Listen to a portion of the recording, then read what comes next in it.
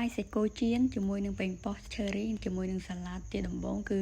នាងខ្ញុំប្រឡាក់សាច់គោជាមួយនឹងទឹកដោះគោឆៅជាមួយនឹងប្រេងខ្យងស៊ុបខ្នុរជាមួយនឹងខ្ទឹម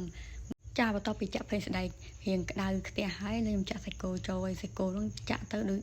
មើលទៅដូចខបន្តិចដូចបំពងបន្តិចដើម្បី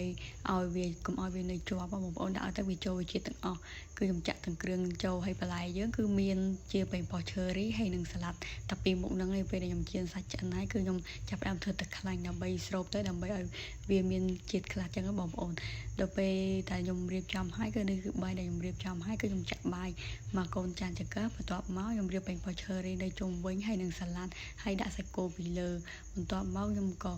ដាក់ទឹកខ្លាញ់ពីលើនឹងទៀតរួចជាការស្រេចហើយបើសិនជារសជាតិវិញបងប្អូនអាចសាកធ្វើញ៉ាំបានគឺឆ្ងាញ់អស្ចារ្យមែនទែនគឺខ្ញុំញ៉ាំហើយគឺជក់ចិត្តចង់ធ្វើញ៉ាំទៀតណាព្រោះដោយសារសាច់គោផ្លាក់ភ្លាមៗបងប្អូន